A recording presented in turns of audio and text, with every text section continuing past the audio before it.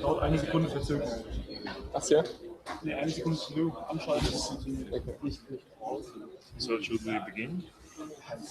Josh? Should we begin? Sure. Yeah. Yeah. And you have to ask me. Okay, I will ask the boss. But they got an invitation, but my invitation comes from the Irish University. Well, it's 4 o'clock, right? I don't think you can hear me, right? I made an announcement outside, so Wait 5 minutes until the address from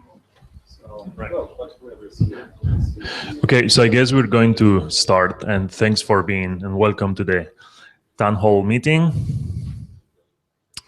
So I'm here representing the steering committee of EGSR, which is made up of George Tretakis as chair, who could not attend this year, unfortunately, Phil Dutre, Michi Wimmer, Simon Rusinkiewicz, and myself. I'm Diego Gutierrez.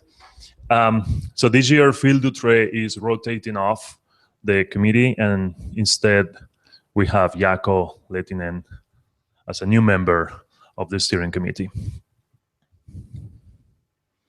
So first, I would like to thank our sponsors once again, that's Solid Angle, Microsoft Research. We organized EGSR 3 years ago, and their sponsorship goes a long way. So thanks for the sponsorship, and also to the other supporters of the conference. Okay, so this is the first piece of data that we're going to be showing. Attendance for the conference. As you see here, thanks to George that put this together, we're plotting the number of attendees since 2003, I believe it is, and since 6, I think it is. Yeah, 2006. And as you can see, in terms of attendees, the conference is doing quite well. We're always between the low 80s and over 120. We peaked in Grenoble, and this year actually we had 131, I think is the final number, and that's the highest number of attendees since Grenoble, so that's very good. So we hope to keep it up and maybe expand on this. This is the attendee breakdown. There is nothing super surprising here. There's a couple of gaps because we didn't have the data. Obviously, the blue line on top, that's Europeans. Then the green yellowish line is North Americans, and as you can see, there has been a slight decrease of people attending from the US and Canada. And now we have a relatively stable number of people from Asia and other parts of the world, but not very many. Europeans are doing okay, and the main support comes from the usual suspects: Germany, France, the UK.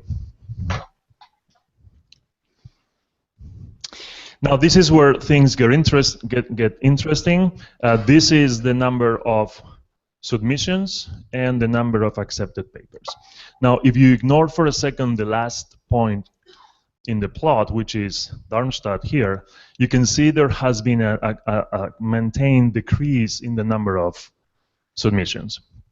And this is a problem that we have detected, and we even organized a Birds of a Feather session at SIGGRAPH last year to discuss what could be done to try to stop this trend.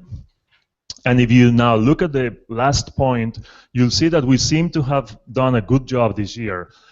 As you know, there is a new track called the Experimental Ideas and Implementation track. And then a bit later, well, right now, Jaakko and Derek will speak more about this. And this has allowed us to increase the number of submissions and therefore the number of papers that have been presented. So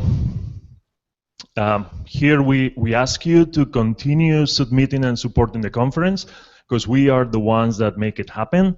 So I realize there's a lot of competition out there, and there's SIGGRAPH, and there's SIGGRAPH Asia, and there's others, but if we make the effort to every year, everybody here submit one paper, we're done, right? And I'm taking the idea from George that summarized it very well. If we do that, there's no problem. So right now I'm just going to let Jaco and Derek take over and discuss the submission and acceptance procedure. Thanks, Diego. Do we have another mic? Yeah. So anyway, like we said in the welcome talk, we and as Diego mentioned, there was birds of a feather. Lots of talk has gone on in various groups within the community, and at the BOF at SIGGRAPH, there was a long, lively discussion on what to do and why. You know, basically, we were all guessing together why the number of submissions has been going down, and the yeah, it's worth maybe just pointing out, right, that around 2008, that's when SIGGRAPH Asia popped in, right? So that explains the first jump. But what we were scared of was that trend, where it sort of evened out and then started dipping again. So I mean, clearly things have taken a turn this year, which is great. But the real question is, how do we maintain this upward swing, right? We don't want this year to be an anomaly next year. Right. So at the BOF, the general feeling of that we got from all of you and the rest of the community was that a lot of people expressed the opinion that because of the very good thing that the proceedings have been published as a special issue of Computer Graphics Forum, which means it's particularly important to a lot of European scholars because of the status of the journal. The review process, the two-step review process, and in particular the requirements for the high bar that CGF sets, has maybe cut or sort of culled certain types of ideas and papers that used to be submitted and presented at EGSR that have not been, you haven't been able to publish at the EGSR maybe in the past couple of years. And so this is why what we wanted to address with the EI&I track. Right. So sort of chiming in more on what Jaco just said, right, we're a maturing field, so clearly things are harder to publish, right? We're getting older and older. Incrementality is still an excuse that's used for rejection when maybe it shouldn't be as much. That being said, there was also another sort of parallel point, which was in the past, EGSR had this workshop feel, right, where you can pitch your crazy ideas and have people talk about it. And I think that we've all noticed this year that there has been a lot of really lively discussion. We're really thrilled about this, and we feel that it's a huge part of the conference. So we're glad to see that, apart from the numbers that we're seeing here. But that was another motivation for bringing in the EI&I track. So about the evaluation criteria for EI&I, a lot of you have reviewed papers for the EI&I track. Basically, the review form says, does this paper excite me? Like, never mind if it's not compared to all the 27 different algorithms that you should compare to, but is it an exciting idea? And I think the 13 papers that were submitted to the EI&I track directly, I think the submitters got the idea that we had behind it really well, and I think we got some really cool work that fills or falls into the scope that we had in mind really well. In addition, then there's the migration between CGF and EI&I. Do you want to talk about that? Yeah, so I think that the EI&I review form, as Jaco was saying, I think is perfect or close to it, at least for a first iteration. And that was sort of reflected in the types of comments we saw in the reviews. Now, where we saw a little more variance was in that little checkbox you saw in the CGF review form, which is this submission, if it's a reject from the CGF, is it good enough for the EI&I? And there's where we saw a lot more variance, which I suppose is expected because it's a binary thing, right? You can't really comment on it. And the last thing we wanted to do is to force CGF reviewers to do a second review, an EI&I review, for a paper that they didn't feel was CGF-able, right? And so about the migration, as you know, 7 papers that were submitted to the CGF track, or the traditional EGSR track, were accepted to the EI&I track. And our instructions to the IPC on this were clear. This is not to be, well, you didn't quite make it, but here's something nice for you.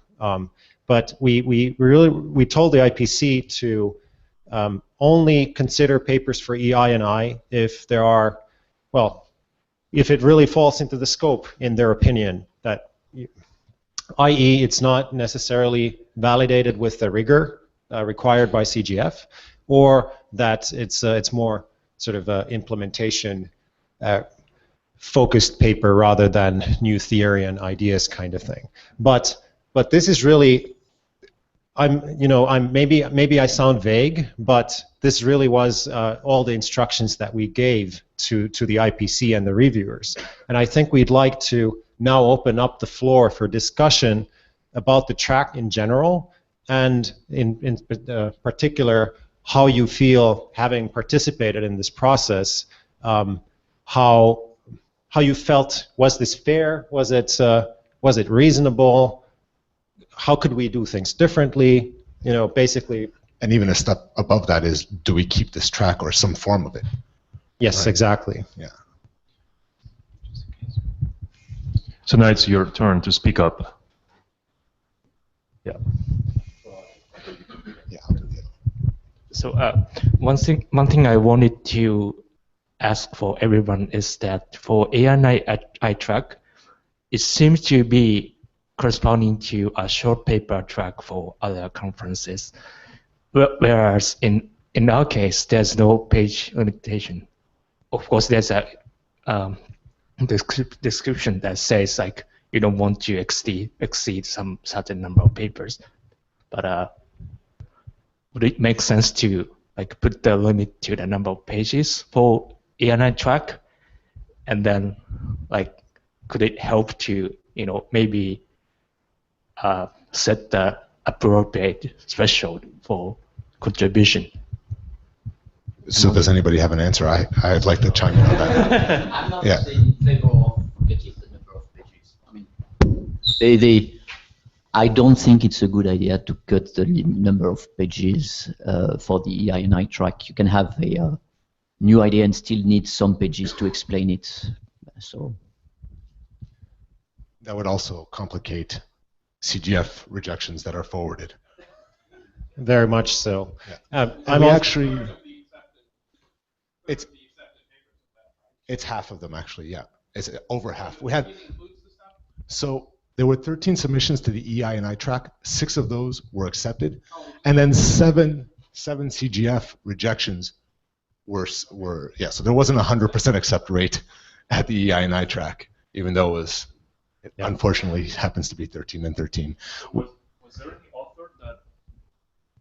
Was there any author that declined the invitation to submit? No. Okay, that's good to know. No. Yeah. So all the papers that were accepted to EI&I from the CGF track took the offer. So initially, some people had said they would not, but in the end, everybody took it. So for EI&I, does the 30% extension rule to submit to CGF hold?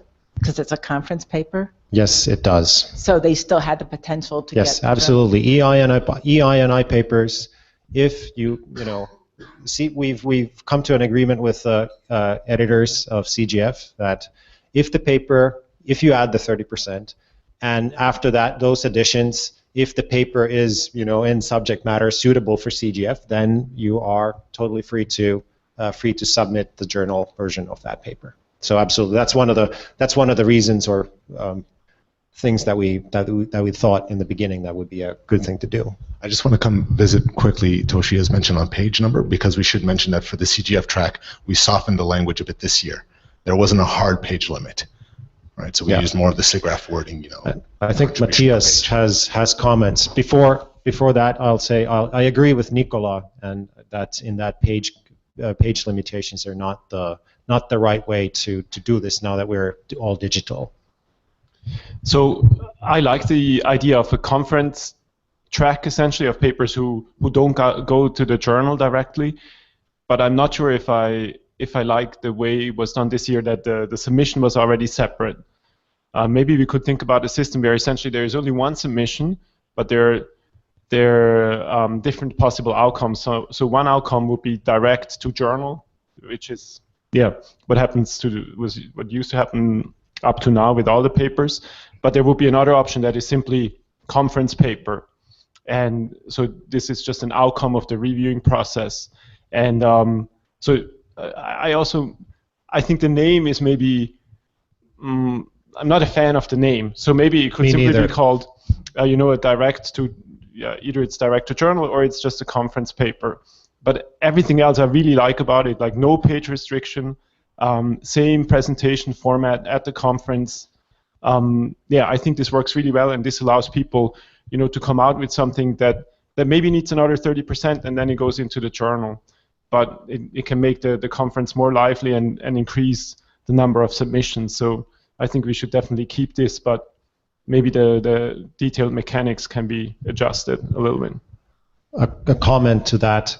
We totally agree that there should be just one submission with some radio buttons, but this was a technical limitation due to factors not entirely in our control that this happened. But and there is one more thing. I think the suggestion is not even have the radio button, but have this as a result of the reviewing process. Oh, right. Yeah. So. Yeah. Could you say a little more about why you didn't like it? Because I don't understand what the problem was with the with having two separate tracks to submit to. Yeah, I mean there's no real incentive for authors to directly submit to EI&I, right? But I think some did, so clearly there was. But not many. How many did submit directly? It was 13. So, yeah. But I think, so for me, it would make more sense that it would be up to the reviewers to decide whether this is already at the journal level or not. The idea that both the reviewers and the I kind of like the idea that it can work both ways. So if they feel like they want it, they can do it and submit right to this track. But there's also this option that actually the reviewers decide. So with your suggestion, you would be kind of like taking away this freedom of making this decision for the authors up front, which. So there's another issue here too. In principle, I agree with your recommendation, but sorry, can I just read out the comment of George? Sure. Okay, thank you. That would make computation of acceptance rates more complicated. I don't think it's a good idea. I don't have the context right now. So there's another subtlety that I just want to mention is that for the direct submissions to EI&I, there was a completely different review form, and I mean it's a lot of small numbers, but we've noticed that it was a lot more positive, right? Nearly half of the papers were accepted, and there were a lot of very close accepts at CGF, to the CGF track, which were rejected and not forwarded to EI&I. And remember, the motivation at the beginning too is that we want this workshop feel and maybe 2 tracks, et cetera, et cetera. So if there could be a way that we could implement this as one review form, and yes, there are problems with acceptance rates, and this sort of clarifies that, having it as 2 split. But my fear would be we end up getting the harsher reviews of the CGF track. I mean, if we want to be frank about it, right? Or the reviews that are tailored for a journal submission, and then have to be sort of repurposed for a conference situation, but on the fly without any follow-up review, right? So to answer your question, Matthias, I really appreciated the opportunity to have some place to submit crazy ideas that I know are still not half finished. And I didn't submit to EI&I, but I know people who did, and who did submit something that would never have submitted to a CGF review. That was so unfinished that they felt it would not be worthy of CGF, but very good for EI&I. Martin Fuchs, University of Stuttgart. I would actually like to side with Matthias' idea of having a single track, 2 outcomes. And my reasoning for that is we had a submission, it got rejected, that's fine, that's why we want to get feedback. And we discussed whether we wanted to submit a dual track or only the CGF track. And we decided against dual track because the semantics of the EI&I track were not so clear. It says experimental ideas and implementation, so that's actually pretty much orthogonal. Implementation is very detailed on things that already work. Experimental ideas are very different. And I think that's the basic problem with 2 tracks is what you want to do with these 2 tracks. You can either do the 2 tracks as very different things by content, but then you don't have this transferal mechanism. Then you don't say, okay, this was submitted to a journal, but we put it into a different track. Or you can make it as this is track for something better than a consolidation prize, right? Where you say, okay, this is already at the level that it goes directly to the journal. This is worth publishing, but maybe there's a 30% increment left that makes it a really good journal paper. And if you do this, but you combine it with a dual track submission, then everyone who checks, well, I would be okay with an EI&I track, basically says, I don't trust my own paper. And few people are going to do that. So then I guess the question is the review form or the evaluation the same for a conference submission as it is for a journal submission? Right. That's because we don't want to force people to do 2 reviews. Yeah, that's the thing. Like you branch the review process if you, well, I mean, effectively that's what happened already, since we did accept CGF track papers to EI&I, but our submission, the bidirectional path tracing paper, for instance, was submitted to CGF. It was accepted to EI&I. We didn't forbid it, and I think we're all happy with the outcome. I mean, I don't fully agree that not many people would let or allow this thing to happen. We had 7 papers that had that fate. Right. I think in that case you actually have a review form for the journal, and you still take the decision whether to accept the EI&I based on the journal form. So you already made this step. If you say you have separate tracks that have different review forms that ask for different things, then you should actually evaluate the acceptance to EI&I based on an EI&I form. And if you say you can take the decision based on the CGF outcome, you already used the form, and there's no point in doing it differently. I'm not quite sure I follow.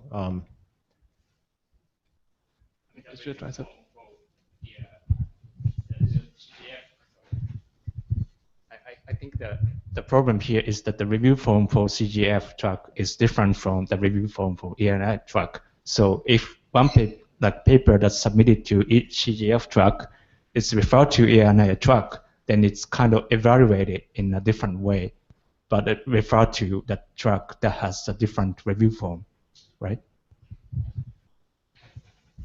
So one way to try and solve this would be to have just a single form, but say an additional field in the form that says, basically have the question. We had like one question in the EI&I review form, which is like, is this an exciting idea? Like, did I get excited reading this paper? And you know, we could have that and just add that to the CGF track review form, and so then we would have all the information that we need to take that ternary decision based on just a single review form. Do you think this would be okay, or would it increase reviewer fatigue, or?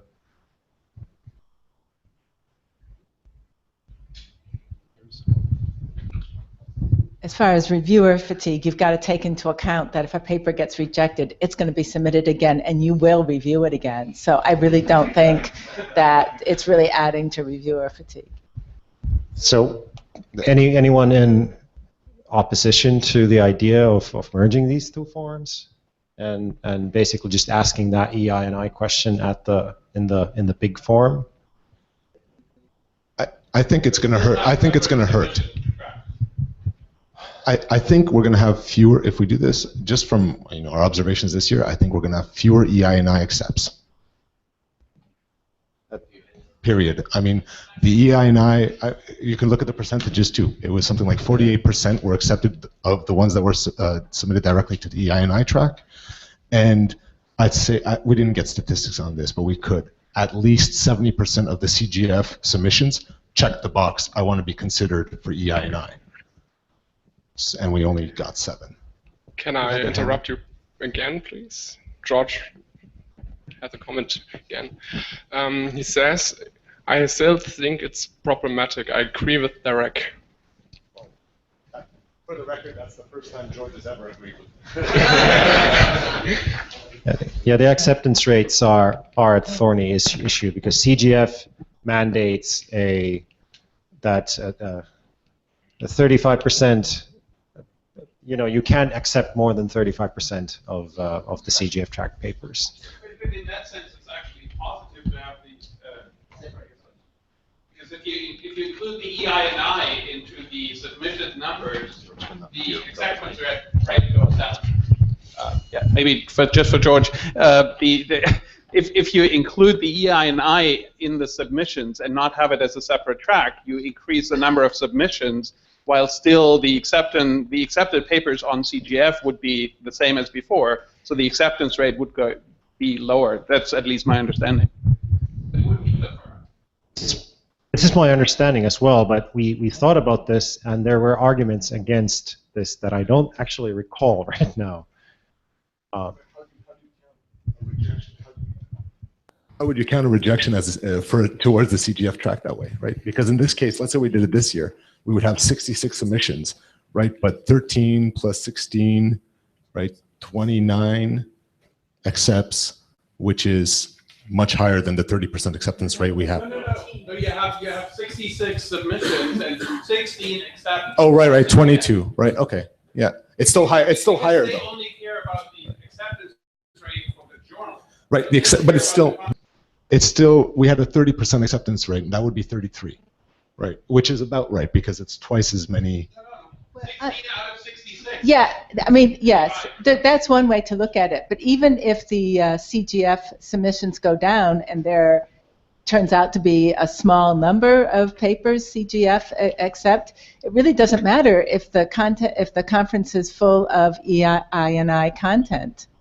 So what if it does drift from being a journal conference to a conference?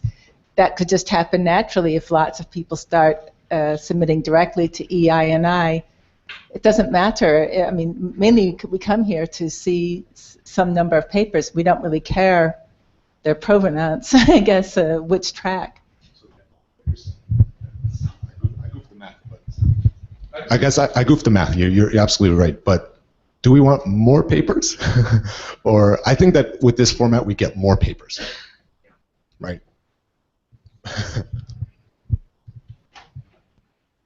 I'm on the fence too, but I'm just from our observations this year. Maybe one more aspect to that. I mean, I kind of like the option of indicating that I'm aware that this paper is not perfect and it should not be evaluated with respect to a conference.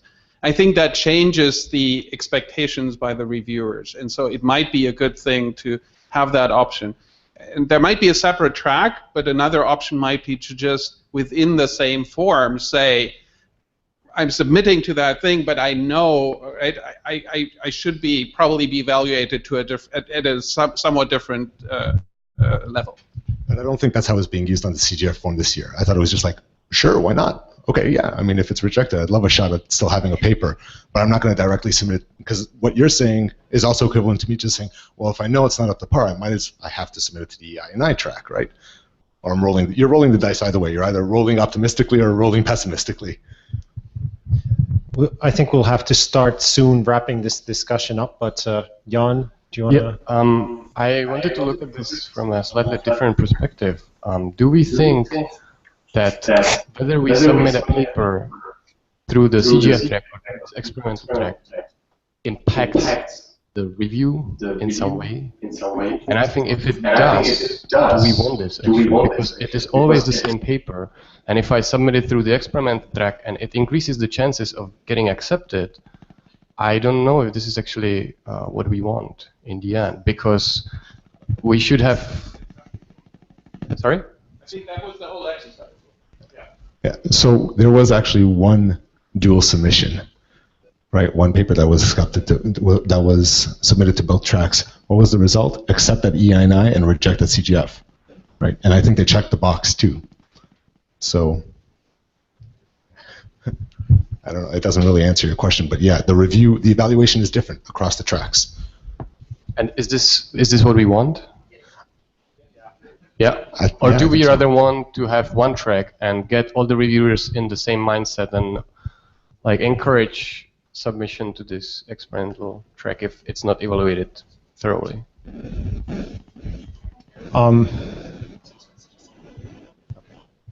I think if I understood correctly, there was a discussion if we had only a check box in a unified review form that said submit to conference track, whether this would reduce the number of submissions because we don't have a separate submission track. And I really don't think that this would happen as long as we advertise that EGSR has a conference-only track.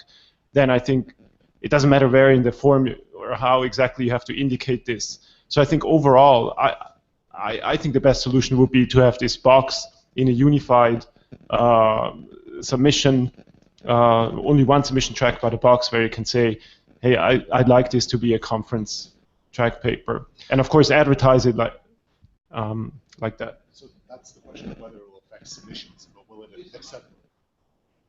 That's the question of submissions, but what about acceptances? That's another question.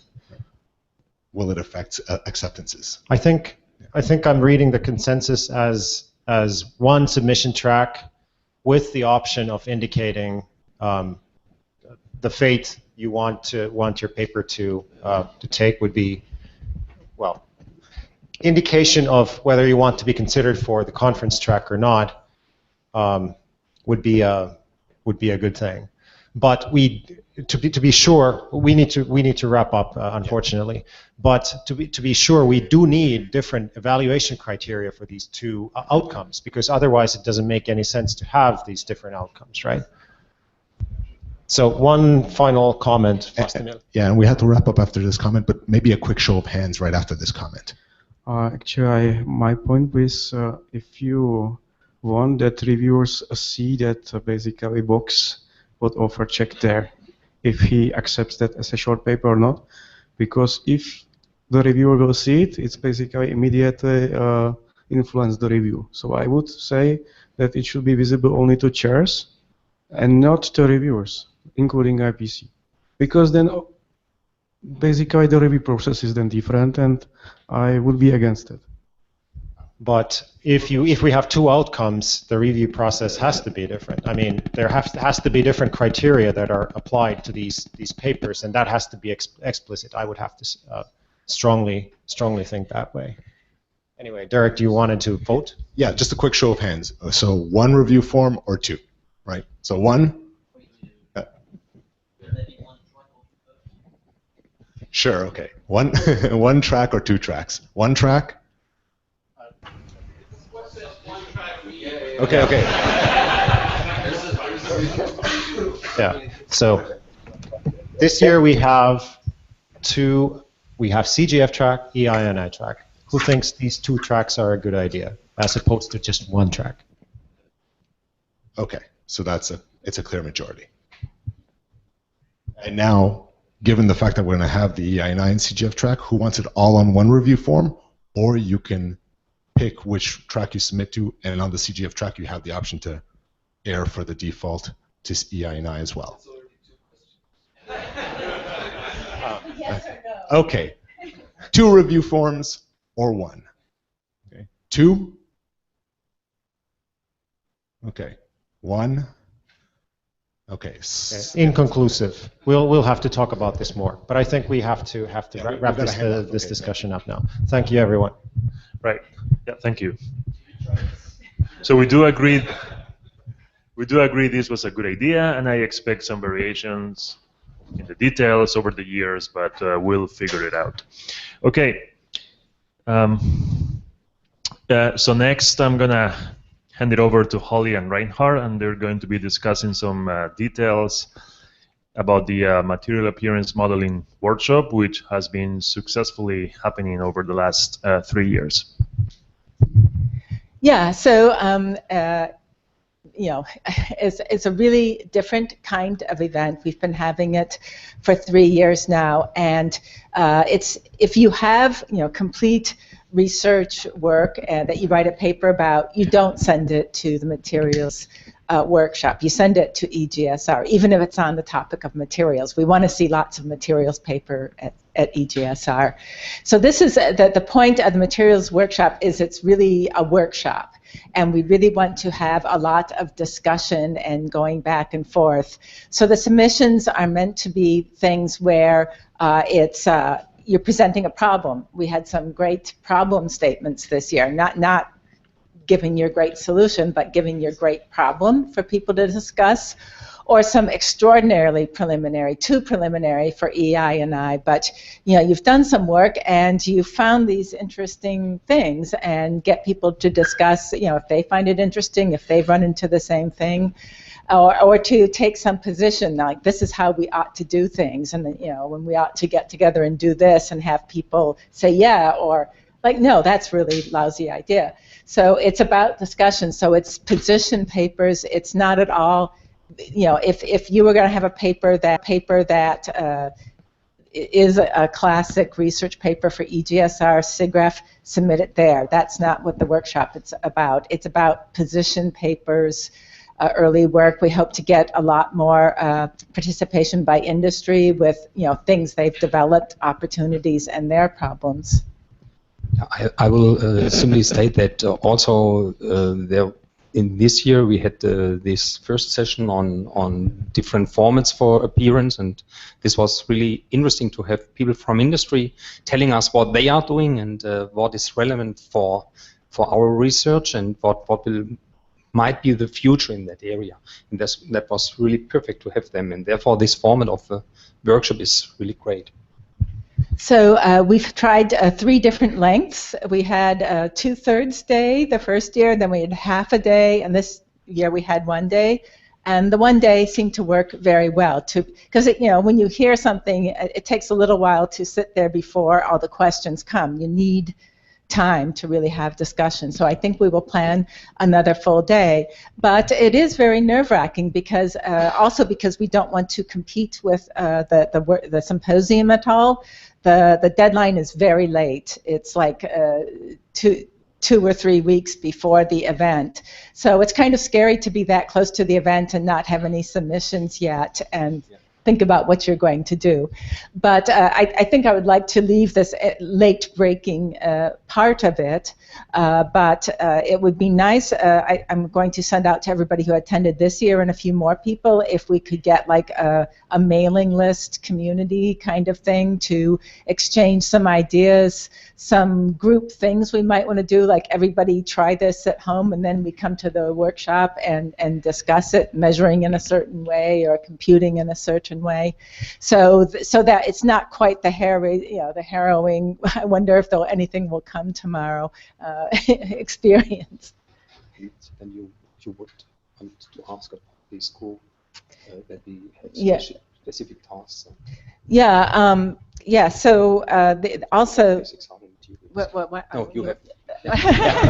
Last year, Holly had these nice materials which were distributed and people could work on it, and this is quite interesting, and maybe in future we can do this even more, so that we have certain tasks and challenges in the area and we distribute it among the community, so that we can discuss here at the workshop about solutions on that or about the problem at all, and this might get very interesting to see what kind of different solutions people have, and then this will also give a lot of discussions about the issues. And because that was just one trial. A lot of people said, "Oh, the samples are too small." Like, okay, let's make bigger samples. Well, we can do that. So, or somebody else can do that. But also, the other thing is, so for 3 years we've been doing this, and to really have a community, other people should run the workshop from year to year. So we're looking if people, we would work with you the first year, because it's a different kind of event to run than sharing like the papers program. It's a bit more curatorial, making things happen and stuff than what you have with the papers, where you have hands off. Okay, submit and we'll judge. That's not how this works. So we could work with you in a transition year, and then maybe the year after, if we're still going, you'd run it on your own. And you should have a couple people, because both of us have to be out of the office now and then there's always a question when you're out. So, so I guess the thing is, I will be emailing to everybody who attended the workshop to give them some information and ask to join the mailing list. And others of you, if you're interested in that, you just have to email me or Reinhard, and also email us if you're interested in getting involved with organization for next year. Okay, that's all. I mean, well, unless you want to say something, I guess.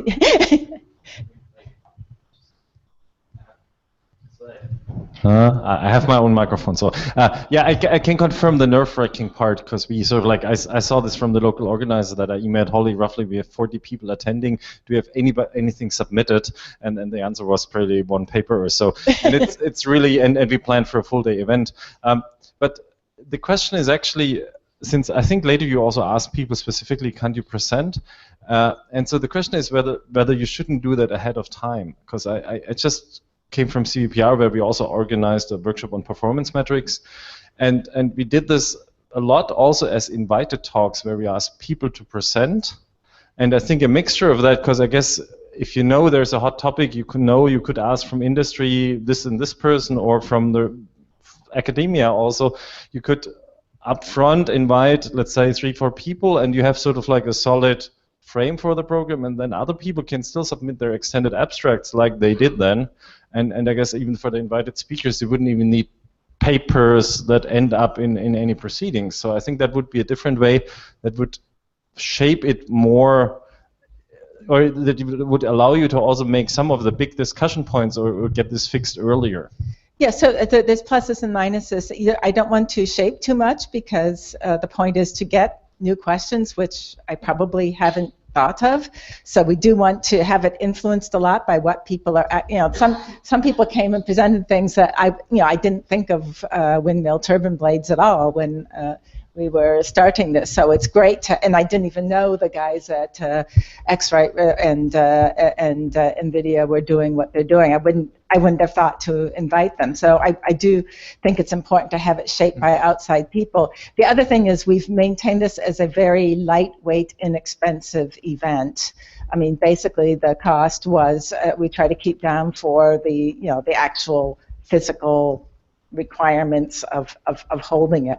And the thing is, inviting people means paying their way or doing something. Yes. Well, I guess many people are anyway here. So basically, we have only 5 attendees that attended only the material workshops, and more than 50 who are anyway here for EGSR. So I think people would come without you paying travel costs. And in the past, unbeknownst to the attendees, some of the people were invited.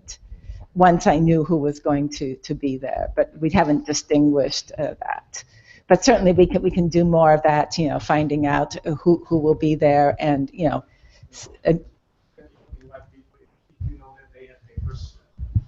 basically like shown anywhere in conference for last year, because it's a journal paper. I think we have it, right? I should, yeah. We need the mic. Yeah. But I think that at other conferences like CCG, it's also basically that just invite the people that basically had a journal publication on a topic, or basically at that time, I mean at CCG it's so that some people who are expected to come just to present the work, but they are not paid for anything, so basically they just want to come.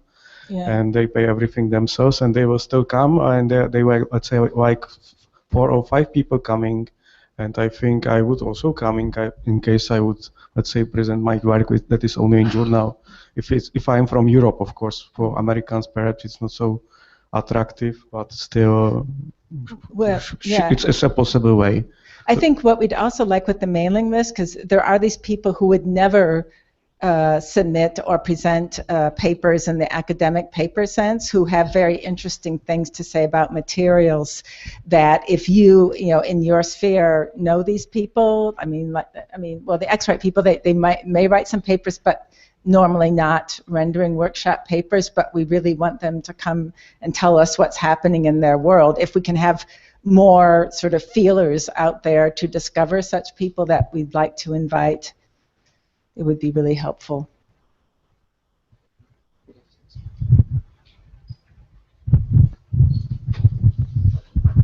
All right, thank you. Okay. So, yeah, the only thing left is now we're going to present the next year's venue, and Michael Doyle here is going to be presenting it. It's going to be, well, I will let him say that. So, yeah.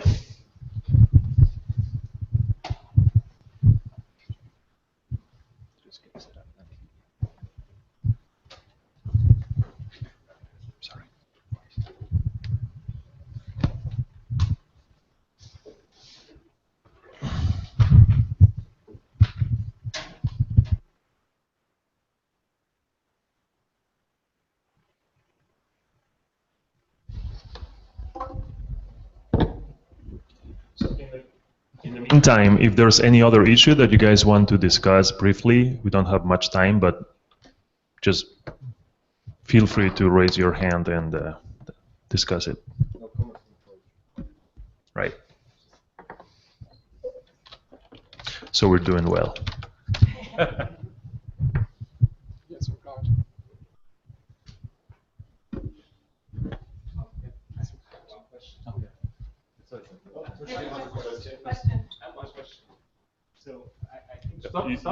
You need the mic so they can hear.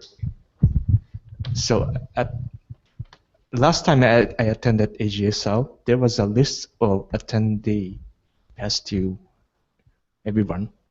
Is it gone somehow? Yeah, but like it's not passed to people in a printed form. Like I think it was at Prague we got that kind of list. Yeah, so we didn't distribute the list of attendees at the moment. The question is if, I guess, like whatever data protection laws and so on, but if there's an interest, if you want us to do this, I'm happy to do this if everybody agrees, basically, or if nobody disagrees, or if I cut out whoever disagrees. So, what do you want the list of attendees? Who wants it? Okay, who wants not to have his or her name on the list? Okay. This was not talking about a paper list. Okay. Also, there is good scanning program. Okay. All right. Okay. So we'll try to do this. I guess it's just what do you need? Names and affiliation.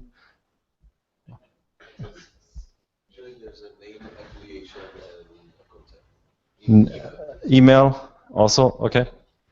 All right. Okay. We'll work on that.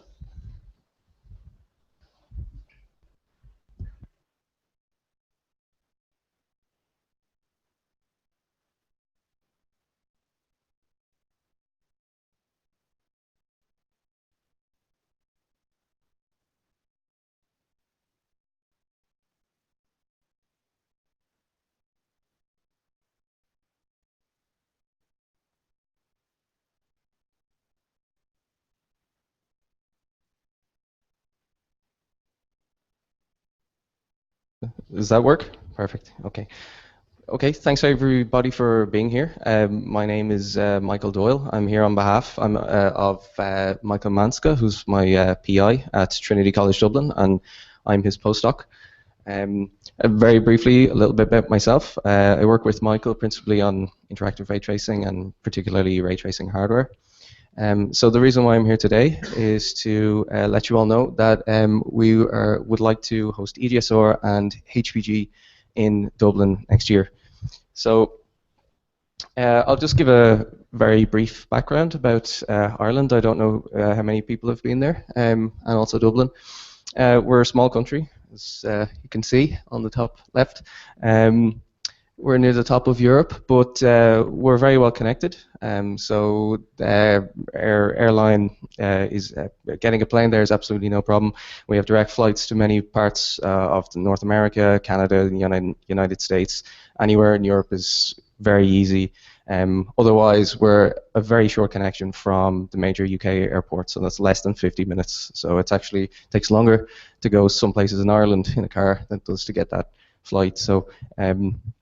Also, we are right back slap bang. Our university is right slap bang in the middle of the city, And so naturally, being a fairly popular tourist spot, we have many hotels.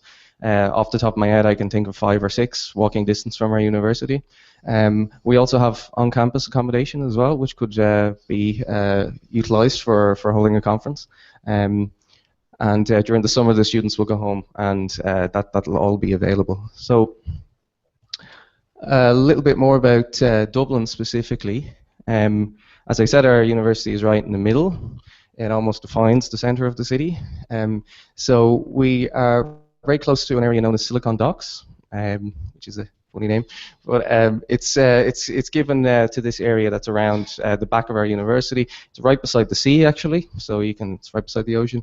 And the reason why it has this name is because there are actually a very large number of multinational high-tech companies out there. Google, for example, would be one of the more notable ones. I think it may even be the European headquarters. That's 5 minutes walk from my desk. Facebook, Twitter, LinkedIn, many more. Moving a little bit further out, we have Intel. We also have Amazon, have a lot of servers there. Xilinx, who I work with when I work with hardware, we do a lot of work with them, collaboration. They are also only a few miles away from where we are. So the number we have, there's a bit large mass of highly educated and qualified professionals there working in the industry, near almost 7,000. So then more specifically, I'm kind of drilling down now, getting to our group, who will of course host the event.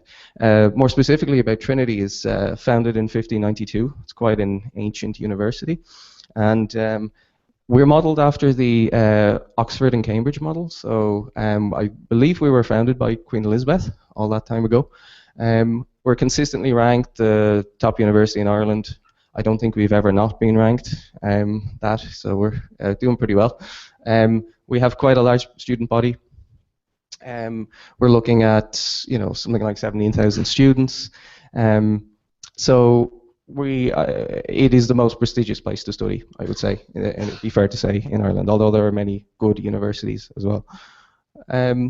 So moving closer to our group, our university breaks disciplines into schools, what we call them, and we're an amalgamation of statistics and computer science.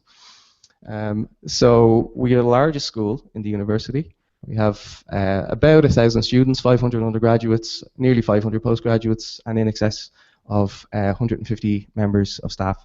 So now to the most important point. So this is our graphics group. We're the graphics visualization group. We have approximately 10 academic staff. We have 30 postgraduate students and a number of postdocs also. And we span quite a wide range of disciplines. So we have image, video, audio processing. So this is actually a lot of where statistics collaborate with us, since they're in the same school. We do perception and graphics. One of our more well-known members, might be known to somebody, was Carol O'Sullivan, who is now at Disney, so she still has ties with our group. Rendering and animation. Animation, in particular physically based animation often. So if anybody knows of the company Havoc, Steve Collins was from our lab also, and he's still connected with us. And then custom and multi-core hardware architectures, this is what I work in, and also computer vision or augmented reality. And there's a little bit of robotics that goes on in there. So we have lots of interesting stuff. So our proposal is to host both conferences next year, EGSR and HPG. We want to run it from June 20th to the 24th, which is Monday to Friday. We will run HPG first, and that will be the 20th to the 22nd of June, and then we will run EGSR from the 22nd to the 24th. And there's obviously an overlapping day there, and the purpose of that would be to accommodate overlapping events that might occur between the two conferences. To accommodate this, we have a large number of lecture theatres. Two of our largest lecture theatres would be we call them the Jolie and the McNeil Theatre. They are 200 and 300 capacity, quite similar to this room, but obviously much larger for these ones. And we also have a number of smaller lecture theatres as well in our building, and they could accommodate smaller events like the material appearance modelling workshop. So we're no shortage of space for accommodating. Another important point, it's in any conference, it's not just the paper sessions which are important. The social events, the dining events are important. We have in our universities, it's quite ancient, it's quite built up. We have a number of facilities for accommodating this. We have a dining hall, which they prepare absolutely excellent food, which I can personally attest to. But this would not be the only option. There are many, as I said, we're right in the middle of the city, and there are many, many options all around us for this. It's also very normal to take coaches and buses to surrounding areas of the city, so booking something like that is very, very easy. So we've done this before. We've put on a few conferences. We've had the rendering workshop. We've had one of our larger ones would of course be Eurographics back in 2005, over 400 participants. And then also smaller ones like VRIFIS, the Computer Animation Symposium, Applied Perception, and then most recently would be the Motion in Games conference. So that's pretty much all I wanted to say. If there are any queries, please approach me, ask me now, whatever we want to do. And I would say I will try to answer your question. I should be able to cover most, but since I'm filling in for Michael, I will leave his email address right there. And if you have a more in-depth question, maybe you would like to take a note of that now. So thank you very much.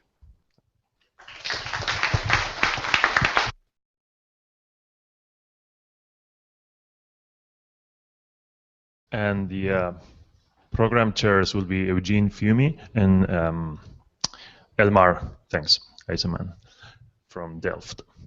So I think this concludes the session. Let's see if there's anything from the people online.